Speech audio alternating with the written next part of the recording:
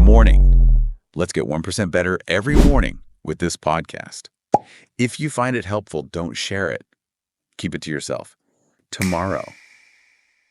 It's a word we say all the time, isn't it? Like a promise we make to ourselves. Yeah. But what if tomorrow? What if it's actually the biggest lie we've bought into? The most convincing one. We're going to take a bit of a deep dive today into why we keep, hitting snooze on our ambitions. Right. And this isn't just about hype or motivation talk. Not really. Wow. No, it's about understanding the real why we delay. And maybe more importantly, giving you a powerful how-to, a blueprint you can actually use, like today. Okay, let's unpack that. Sure. Think about, remember when you were a kid, maybe someone warned you, don't touch that hot iron. Oh, yeah. And maybe you touched it anyway. Ouch. You learned, right. You learned fast that way. Exactly. But what if, instead of just a rule, it had been a vivid story? Someone else's painful burn. Stories, they stick. Rules, not always. That's a great way to put it. And that's kind of where we start understanding why certain things just get pushed off. So let's dig into that moment. You've got a big task, maybe an important email. Starting that project could even be just the laundry pile, right? And there's this weird internal resistance, like a little alarm bell screaming, do anything else. That's familiar. You know you should start, but suddenly, alphabetizing your bookshelf seems critically important. What is actually happening there? Well, what's really fascinating, and there's some great research on this, Dr. Tim Peichel talks about it. It's rarely about time management, really. Not about time. So what is it? It's more like an emotional self-defense. Yeah. Deeply ingrained. When a task makes you feel, stressed or maybe afraid of failing or even just bored. Right. Your brain just instinctively offers you an escape hatch, that quick check of your phone, the sudden cleaning urge. The dopamine hit. Exactly, a little hit of dopamine. A fleeting sense of relief, a reward for avoiding the thing that feels bad. So wait, it's not that you're lazy. It's that you're actually wired to avoid discomfort. It changes things. It's a big shift in perspective, yeah. But, and here's the catch, that short-term relief, it comes with a real cost, often a huge long-term cost. Huge. And deadly sometimes for our goals. Yeah, and zooming out a bit, this isn't just like a personal quirk. It has bigger implications. Every year, you put off that big idea, launching something, starting a business, a creative thing. Someone else does it. Someone else steps in and finishes it. Yeah. You might feel like you're playing it safe, but you're actually losing time, irreplaceable time. And opportunities. It's like the Howard Hughes thing, right?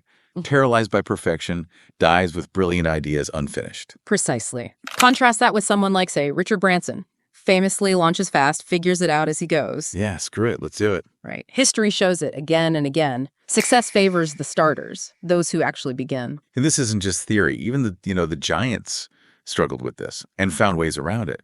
Like Elon Musk. He seems to live by Parkinson's law. Work expands to fill the time available. Right. Those insane deadlines for SpaceX. Whether by design or necessity, yeah. Yeah. It forces a pace, makes things happen, sometimes history-making things. Or Picasso. He didn't aim for one perfect painting. He just kept painting. Over 50,000 pieces. Yeah. Because he prioritized momentum. He had that great quote, inspiration exists, but it has to find you working. You have to show up. Show up. Exactly. And J.K. Rowling, too.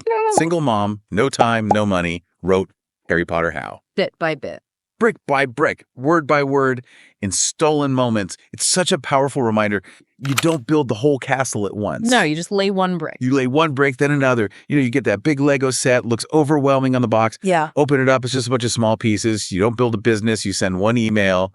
You don't write a novel, you write one sentence. Okay. So how do we actually apply this? Like practically, what are the tools? Right, let's get practical. First up, the 10-minute rule. Just commit to 10 minutes. That's it. Only 10 minutes. Yeah. Research shows starting is the hardest part, but once you start, your brain often shifts gears. Fear turns into flow, and those 10 minutes, they often just stretch into 30, 60. Magic. Okay, what else? Building on that, use something called an implementation intention. Don't just vaguely say, I'll write tomorrow. Be specific. Super specific. I'll write at 9 a.m. in the kitchen with coffee. Peter Golitzer's studies show this simple pre-commitment. It can triple your chances of actually doing it. Wow, triple. Just by deciding when and where. Pretty much. Also, consider a public deadline. Tell people. Post it online. Accountability is a huge motivator. Right, don't want to look bad. Nobody does. And finally, maybe a visual brick tracker, like a whiteboard. Write down one small task a day, check it off, see the progress building. Seeing the chain, the momentum, I like that. It works. You know, what's even more interesting is how this starts to change you. It's more than just ticking boxes, isn't it? Oh, absolutely. It's about shifting your identity, becoming like Yeah. the kind of person who finishes what I start. Exactly. Like Picasso aiming for output, like laying those bricks. Every little action, every check mark, every metaphorical brick. It reinforces that new identity. Precisely. Right. Because just showing up, even if it's not perfect, consistently beats waiting around for some mythical perfection that never arrives. Imperfect action beats perfect inaction every time. You got it. So, if we tie this all together, overcoming procrastination, it isn't really about time management boot camps or, shaming yourself. It's emotional self-defense, but with a smart strategy. A strategy, not just willpower. Right. And the tools we talked about, that 10-minute rule, crafting a specific implementation intention like, I'll write at 9 a.m. in the kitchen with coffee. These are your practical ways to sidestep that resistance. The escape hatch blocker. Kind of. And remember, adding that public deadline or using that visual tracker, that can seriously amplify your results. So, okay, what does this mean for you listening right now? Don't try to build the whole castle in your head. It's too much. Way too much. What's your very first brick? Just one. Yeah. One small actionable step you could take, maybe even right after this. Just one. Because start now. Yeah. Show up and just watch what happens. Tomorrow, well, it never really comes, does it? It's always today. Always today. If this deep dive sparked an idea or maybe helped you see something a bit differently, make sure you subscribe. We'll bring you more insights to help navigate these complex topics, one fascinating discovery at a time.